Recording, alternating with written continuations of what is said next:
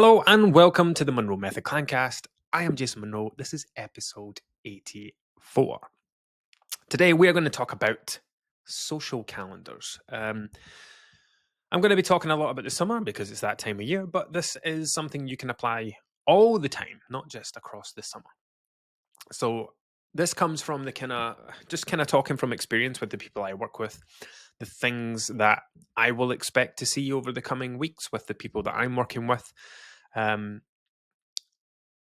yeah, just how to avoid the kind of pitfalls. So at this time of year, what I am going to see a lot what I'm going to see is a lot of unrealistic expectations, but that's going to present itself in the form of people being disheartened, disappointed, down, dejected, and any other word that along those lines that starts with D, about their progress. And it's not because they're necessarily doing anything wrong. I mean, they're doing something wrong, but it's not necessarily anything to do with their actions. It's mostly to do with their expectations.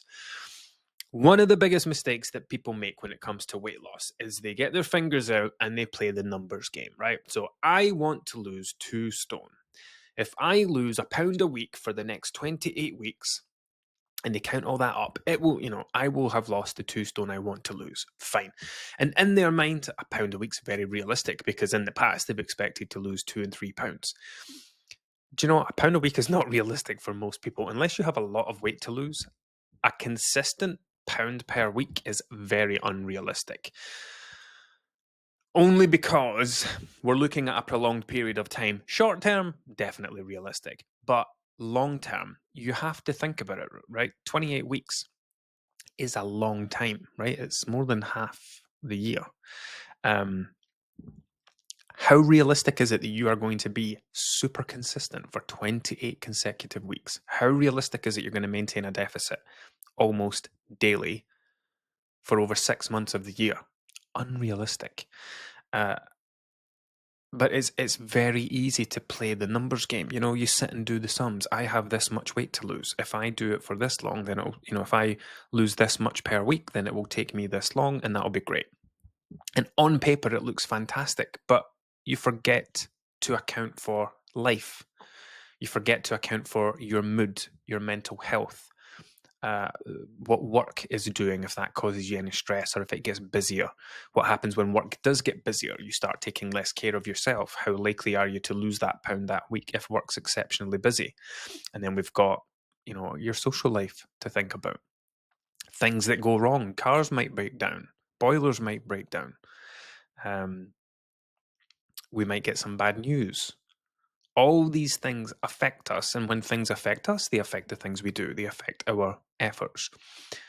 So when it gets to this time of year, when it gets to the summertime, something I see a lot is, and you may have heard me talk about this before on the podcast, or if you've worked with me inside the Munro Method, I talk about the in-between times. So there are periods of the year that are busier. So like if we start from the beginning, we'll tie it in, right? Christmas and New Year, we'll tie those together. Christmas and New Year is a kind of big thing from December into the first week of January. Then we get what I call an in-between time, where life goes relatively quiet for the remainder of January, because most people are skint. Into February, because not much happens in February apart from Valentine's Day. And then as we get into March towards April, where I think there's like bank holiday weekends, then we start getting into the Easter holidays, half term, etc. That's when life gets a little busier again. And then after that, we get back into another one of the in-between times, between kind of Easter time and then the school summer holidays starting, or just summer in general. And then once the summer's over, we get back into another in-between time until we get to, you may have another October half term and then Christmas and New Year again. So we need to be very realistic, and we also need to be flexible and adaptable in our expectations. So if you go through February and March, and you lose £5 each month, awesome. If you've got kids, if you're going to be off for Easter, if you're going on holiday, should you still expect to lose £5 in April? Probably not. Could you do it? Absolutely. But is it realistic? For most people, probably not. But what happens is people hold on to this like, well, I lost £5 in February, I lost £5 in March, I'm going to lose £5 again in April. And it's because they're focused on the result. It's not necessarily that they take the result for granted. They just have it in their minds that, well, I'm following this plan and that's what I'm losing. So why would that change? And they forget to adapt. And that's what I see a lot when it comes to summertime, right? I've been working with people from January, February, March for the last 3, 4, 5 months, 6 months. They've gotten very used to seeing the scales coming down 4, 5, 6, 7 pounds a month. And then we get to the summer. Maybe they're a teacher, maybe they're about to get lots of time off. Some people, that goes great for them because it means they can do all the exercise that they couldn't do, keep on top of their food planning, keep on top of their shopping. It can be a massively positive thing for some people. For other people, it's terrible because they're out of routine. They've lost that work routine. They've lost that thing that helps keep them a bit centered and focused and anchored, and things can go in the opposite direction where they lack that structure and it doesn't work positively for them.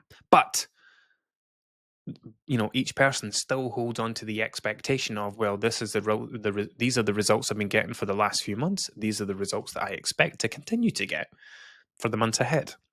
So I'm recording this podcast a little later than usual. I'm going to do 3 in a row to cover the Friday that I missed 2 weeks ago, last Friday, and Friday coming. It's the 8th of July today when I'm doing this. So I'm in the midst of the school holidays because Scottish holidays are earlier than everyone else. We finished up on the 28th of June, if that was the Friday. So my kids, this is day 1 of week 2 of 6.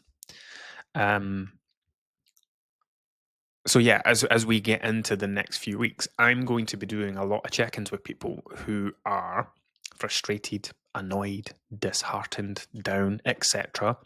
about their progress. And I'm going to spend a lot of time explaining to each of these people that you can never be disappointed with your progress because you are the one that dictates your progress. Your weight doesn't just stop doing what it was doing. Your weight doesn't just stop going down. You don't reach a point where you were happily losing 3, 4, 5 pounds a month and now all of a sudden you're losing nothing. It's because you've changed. Something different. You're the one that decides the direction of your weight. You're the one that decides the speed of your weight. Your actions dictate what your weight does. If it's not doing what you want it to do, it's because you're not doing the things to make that happen. None of this is a negative thing, but we have to understand this and we have to realize this. Because like I say, this is a very common problem that I have to talk through with many different members, and I've been running my group since 2018, 18, 19, 20, 1, 2, 3, 4. This will be my 7th summer of doing this. And one of the cool things about, the longer that you do this for, the more predictability you can have. So it's like, right, we're getting into July. What are the common problems and pitfalls people are going to face in July? And we'll make topics around it. We'll make daily posts around it. We'll do live chats around it. Similar for the rest of the year. And that's what's going to happen over the next kind of 8 to 12 weeks. People are going to be disappointed with their progress. Some of them are going to understand that it's because they are eating out more, having more barbecues, drinking more alcohol, going on holidays, having weekends away, all that stuff. Some of them are going to be surprised. Like, I can't understand why this is happening. Why have I gone from losing X amount per month to only losing £2 this month?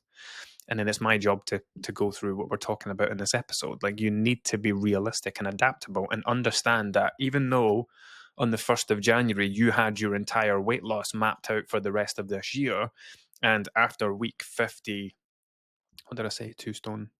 20, after week 28, you were going to be 2 stone lighter, but the truth is you're only 1 stone lighter. It's not that anything's went wrong, other than you didn't account for life. You didn't account for all the things that usually happen. You created this super unrealistic expectation that you were going to be as motivated on week 28 as you were on week 1. You created this unrealistic expectation that your life was going to be as quiet for the next 27 weeks after week 1. And it's just a miscalculation, but it's a big problem because when you create these expectations and then reality does not line up with your expectations, you get very annoyed. That's where this downhearted stuff, that's where the disheartening stuff comes from, where the disappointment comes from, where the dejection comes from, and all these other D words that people use when they're describing their progress or lack of. it hasn't come from the fact that you've not made progress. It's come from the fact that you've not disconnected. You've focused too much on the progress. See if you forgot this whole I'm going to lose X amount this week, and you just focused on your efforts and just looked at the results that came off the back of that. It would be much more realistic. And I do get a lot of this at check-ins as well, where people will say, I know the scales have only dropped half a pound this fortnight, but it makes perfect sense because when I look back through my tracking, I can see that, I had that takeaway that night. We went out for dinner that night. It's been a big couple of weeks for birthdays. We had that work thing. And it's great that they can do that because not only are they very realistic, they understand that, even with all that going on, I've still lost half a pound because regardless of all that other stuff that made it difficult to maintain a full calorie deficit, I've still done what I could during the times that were completely under my control, and it still helped me make progress. So I think the key thing going into the summer is having very realistic expectations. We did a live chat in a group just before kind of summer kicked off a few weeks ago, and we spoke about how do you want your summer to go, right? So it was cast your mind to the last day of September, which is what? Okay, so I said to them, cast your mind to the 30th of September. 3 months have gone by. You've had a great summer. You've done lots of different things. You're now looking back at your summer. What do you want to be able to say about your summer? Do you want to be able to say that you stuck to your goals consistently all summer and you've continued to prioritize fat loss and you've lost a stone through July, August, and September? Do you want to be able to look back and say that you maintained your weight because you shifted your focus from fat loss because fat loss was going to be unrealistic because you had so much planned? And have you managed to maintain your weight?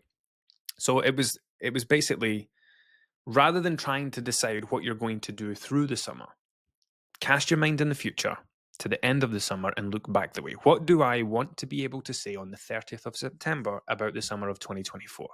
I want to be able to say that I did my 10K steps a day, exercised 3 times a week, made great choices with food, and then the weight part was kind of irrelevant because your weight would do whatever it's supposed to do based on your actions.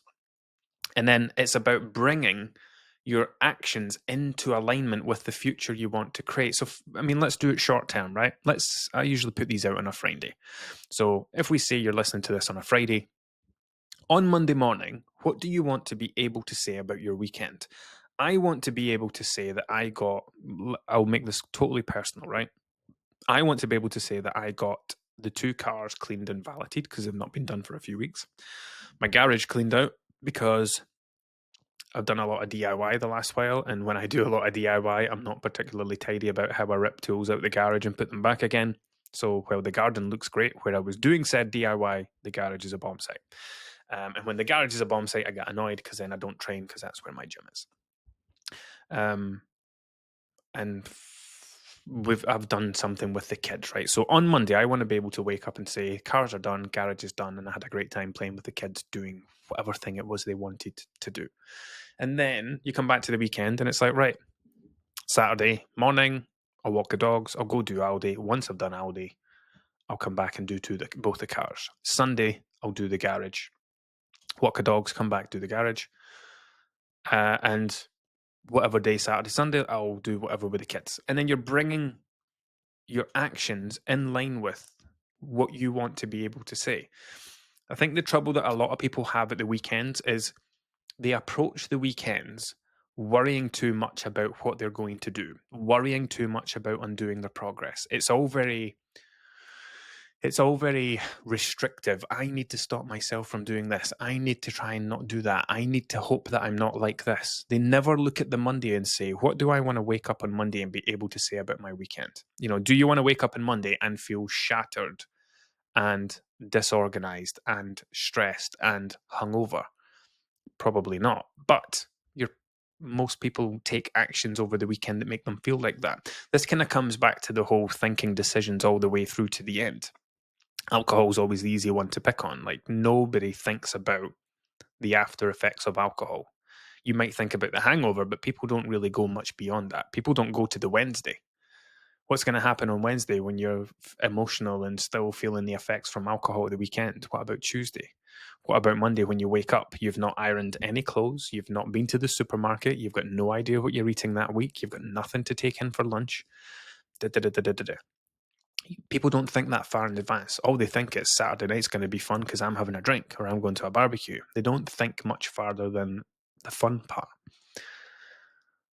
So if we bring it back to summer and bring it back to the more long term, there is no right or wrong way to do summer. There is no right or wrong way to lose weight. There's no set amount of time that you're supposed to lose weight in. There's no set amount of time you're supposed to be at your goal weight by. In fact, if you have that kind of approach, you're almost destined to fail long term. Because if you make it about the numbers, if you make it about the deadline, I will be this weight by this date, then you're just playing a numbers game. You're just doing stuff to make your weight come down. You're not actually working on changing. You're not working on changing you, your habits, your mindset, your lifestyle, etc. Because if you focused on those things, it would take as long as it takes. I've worked with people.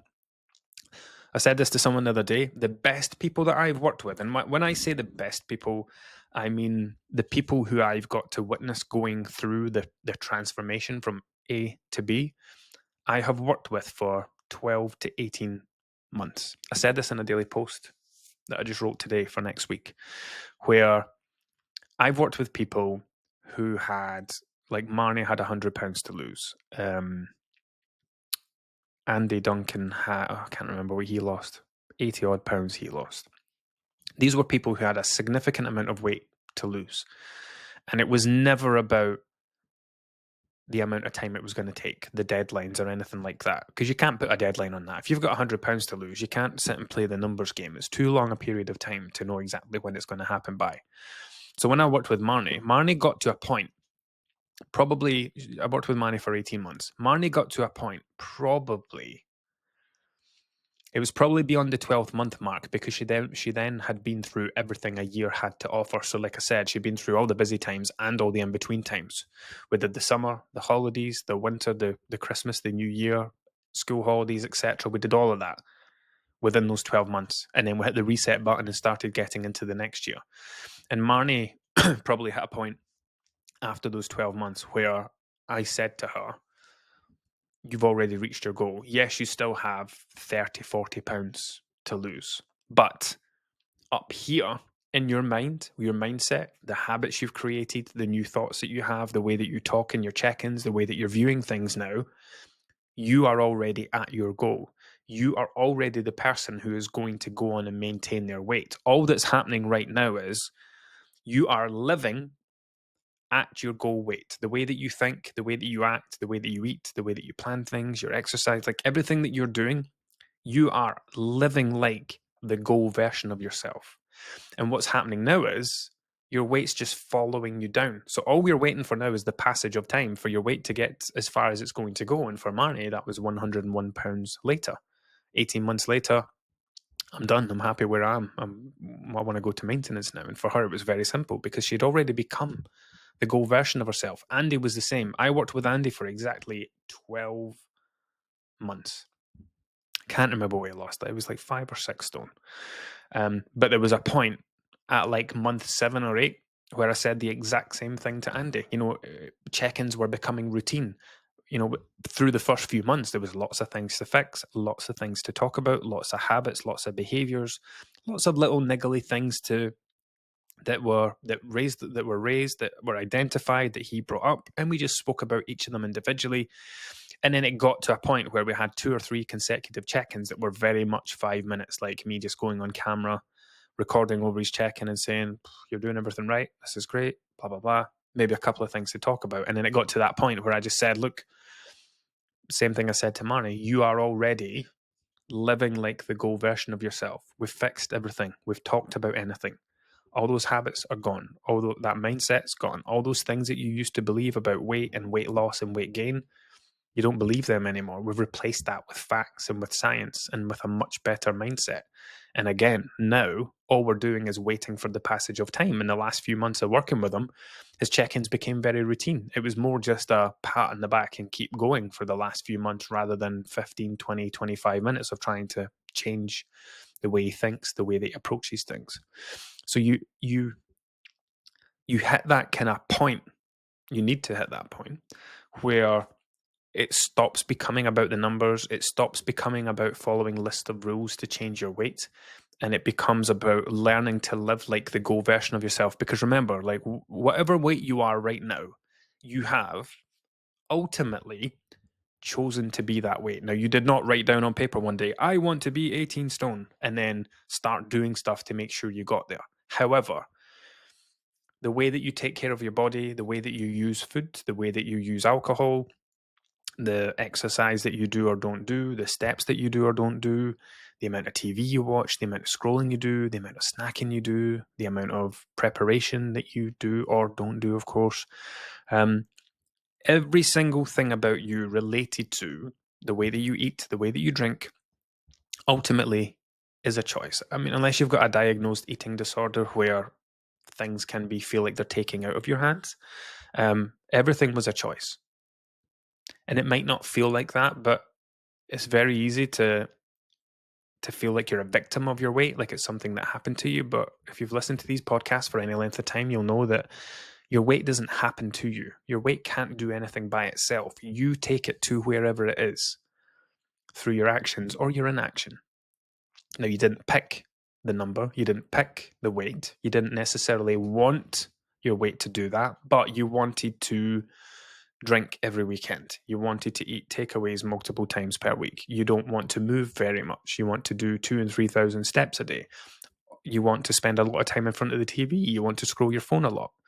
All these things that you do all play their own little part in where your weight is. So yes, while you are a weight that you don't want to be, there are also a lot of things that you do want to do that have taken your weight to that place. And that's the conundrum, right? That's the thing that we need to work on. And that's why I do things the way I do them inside the Munro Method. It is not just, okay, you want to lose 2 stone, cool, here's what to do. It's not like that. It's, okay, you want to lose 2 stone? Fine. We can have that as a little side goal, but first of all, we're going to understand why you have 2 stone to lose in the first place. Let's go through all the things about you that has you living at, let's say someone wants to be 10 stone, right? Let's go through and uncover and find out all of the things that has you living like a 12 stone version of yourself. Because this is what I did when I lost weight back in 2017. I was living like a 14.5 stone version of myself because I drank alcohol back then. I ate takeaways multiple times per week back then. I cared very little about my health until my kids came along, until my first son came along. And then that was when things really changed. When I came home from a family holiday. Our first family holiday was just 6 months old, and like, what am I doing? You know, I looked at myself in the mirror after this holiday, after just rolling out of bed, dragging myself out of bed, thinking how crap I felt. That was my turning point that day, and that's where my journey towards being who I am today started, living like an 11 stone version of myself. And it's not because I spend every day restricting my food or planning my meals or making sure I do X, Y, and Z. It's, here are the things that are important to me in life, and I bring that into the way that I live each day. And that's why my weight is where it is. Could I go back to eating takeaways multiple times per week? Absolutely. How easy would it be? No cleaning, no cooking, no meal planning, anything like that. But at the same time, the other side of that coin is, well, that's one of the things that took my weight to a place where I was very unhappy with it. So I won't have takeaways multiple times per week.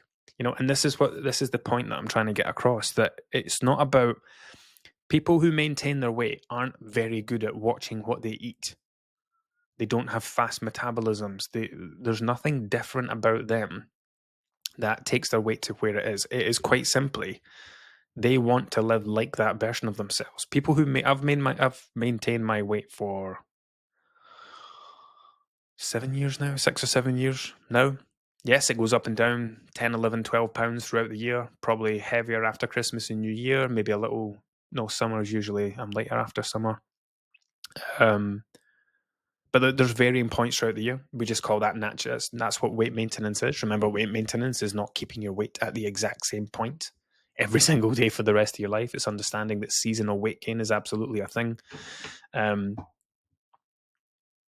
But I don't maintain my weight through crazy restriction where it's like, oh, you can't have that, better not have that, etc. It's quite simply, I wake up each day and make choices that align with the value I place on my health, the value I place on my family's health, the value I place on being able to, on being a fit, healthy version of the dad I want to be. So I can have fun with the kids and play with them and run around and keep up with them and all these other things.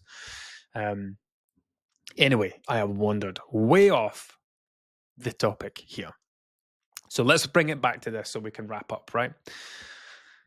Your summer will go however it's going to go. And if you want, you can wing it. But if you think back historically, what happens when you wing it? If you wing summer, then you're going to, if you do the same thing you've done in the past, you're going to get what you've always got. Like until you can get to the place that I'm at, until you can get to that place where your eating is guided by the value you place on your health, the value you place on all the things that are important to you. Like most people are led by pleasure, are led by enjoyment. I'm going to eat this because it tastes nice. They don't really think, well, what kind of impact's it going to have on me? It's just, oh, that's nice, I'll eat that. Oh, that's nice as well, I'll eat that. You can't wing it if you're guided by taste, if you're guided by pleasure, if you have a poor relationship with food, if you use food as a coping mechanism. You need to do these things. You need to fast forward to the end of the summer and say, right, what do I want to be? It's the 30th of September. I want to be able to look back in my summer and say that I had a great time. I didn't gain a bunch of unnecessary weight like I have in the past. I'm not now 2 stone heavier after these last 3 months because I went wild with food and drink. What do I need to do to be able to say that I had a great summer and I achieved all the things I want to achieve? And then we come back to the beginning of summer and say, right, here are the things that I'm going to do throughout this month. And when it comes to your social calendar, I mean, this was actually what the topic of this was supposed to be today. Something that I do with my clients when they come and work with me inside the Munro Method, once we get to week 2 and they're working through the course, we get to a bit about how to manage social occasions. You should 100% be able to have a social life and lose weight at the same time. You cannot go out Friday, Saturday, Sunday night and expect to lose a pound odd per week, right? There has to be some come and go. And the advice that I give them is, right, especially in the summer, take a look at your calendar. Take a look at your social calendar. You might have 5 things on over the next month. Now, your idea of a night out might be the exact same every single time. Oh, we're going out for dinner. That's going to be dinner and drinks, me getting drunk, being hungover the next day. Oh, we're going out to the pub. That's an all-day drinking session. I'm going to probably get a takeaway at night on the way home. And then a takeaway the next day and eat all day in front of the TV to nurse through my hangover. So that might be your default version of a social occasion. Every single social occasion you go to might be food and drinks and enough drinks to be hungover. When it comes to losing weight, excuse me, you can't expect to be able to do that all the time and still lose weight at the same time. Something has to change. You can't do all the stuff you were doing before and make your weight go in a different direction. So something that's really helpful when it comes to looking at your social calendar, especially through the summer, is, okay, I have 5, 6, 7 things on this month. That's a dinner with friends. That's a barbecue at their house. This is a day out with the family. That's a weekend away with my partner. Look at each of those and ask the question, right, which of these do I want to maximize, if we call maximizing being food and drinks, and which of them am I not that interested in? So, for example, I don't particularly like this group of people, so what I'll do is I'll take the car and I'll just show face. Or we're going out for dinner, but that's a really shitty restaurant. I'll eat before it and I'll maybe just go and have a dessert or have a starter and a couple of drinks. Or if that's a barbecue at that person's house, then maybe I'll take my own food or whatever it is. And it's just about trying to be strategic so that you can still do the social thing. Remember, having a social life does not mean getting drunk every weekend. It does not mean eating with other people all the time. To socialize with someone means to spend time in their company. You don't need to eat to spend time in the company of someone else. You don't need to drink or even get drunk to be in the company of someone else, to talk to them, to catch up with them, to have conversations, to make memories. Yes, eating and drinking can be part of social occasions, but it's not the meaning of socializing. So a good exercise to go through is to look through your calendar, decide which one, what's going to happen on each day, car to that one. This is a strategy that worked really well for a couple of my private clients who believed that their struggle with their weight was down to their social life. And when I got down to it, I was like, well, tell me what your idea of a social life is. Well, it's coffee and cake a couple of times with this person at Costa, and it's going out for dinner a couple of times a week with this person, going out to the pub every Saturday night, and it's an all afternoon, all night session, and then having that conversation. Well, all that stuff, that your approach to your social life is the reason that your weight is where it is now. So here's the weight you want to be. Do you think that this social life is going to help you get to where you want to be with your weight? So it's going to be about making some modifications to that. And this is something that worked really successfully. They just looked at the calendar and said, right, I've got that, and that. I'm going to drive to that one. I'm going to do this at that one and that at that one. And the other ones, I will eat and I will drink. Because it's not about never doing it again. It's just picking and choosing your moments, especially when you're trying to lose weight. Because when we're gaining weight, we're over consuming. When we're losing weight, we're trying to underconsume. There's a maintenance point in the middle there. We're not just trying to bring our overconsumption down to maintenance. We're trying to go beyond maintenance and actually get into a deficit to lose weight. So we have to make some big changes. Anyway, let's leave that there for now. So yeah, summer. How do you want your summer to go? Cast your mind to the 30th of September. Look backwards to this point, to today, right now when you're listening to this. From this point until the 30th of September, what sort of summer do you want to have? Do you want to eat to excess? Do you want to drink to excess? And if you do, that's fine. But you also have to accept that your weight's going to be higher at the end of it. If you don't want the higher weight at the end of it, then you're going to have to come back to the summer and make adjustments to the things that you want to do, because that's what everything comes down to, right? It's if we think about over a longer term. So like I said, like one of the exercises I went through when I was trying to get rid of the whole yo-yo dieting mindset and actually lose weight once and for all was casting my mind into the future and painting a picture. It's something we do on day 3 inside the Munro Method, where we cast the mind into the future and we think about the goal version of ourselves. What's important to me? What do I want the next 30, 40, 50 years of my life to look like, whatever age you are now? Do I want to be yo-yo dieting every year? Do I want to be doing this? Do I want to be doing that? Do I really see myself as not exercising for the rest of my life? Do I see myself as eating no fruits and vegetables for the rest of my life? Because everything you're doing right now that's contributing to your weight, if it doesn't change, it's going to be what you do forever. The weight that you want to be is not going to happen without you making changes. So the sooner that you get on board with that idea, and the sooner that you start looking where you can make these changes, the sooner you can start living like the goal version of yourself, and the sooner you can be the weight you want to be. Not just that, the sooner you can be the weight you want to be, but also know how to live there. There is no point losing weight if you do not know how to live at that new weight. And that's one of the biggest problems that people face, right? They follow diets. They follow very, very low calorie diets like Cambridge Weight Plan or whatever these other daft things are that they do. There's so many of them out there now. And they lose and I've seen a lot of this from new people that have joined us. It's like, oh, tell me about your diet history. Oh, I once lost 5 stone following this.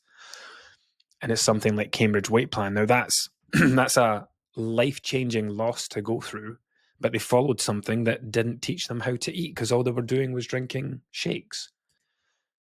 And they didn't learn anything. So the weight came back on. It ends up such a waste of time. So, 5 stones is a life-changing loss. But if you do not know how to hold on to it at the end of it, if you don't know how to live in that 5 stone lighter body, and you still have the same mindset that took you to gain 5 stone in the first place, then you're going to regain the weight again. Anyway, that's enough from me today. I will catch up with you next time.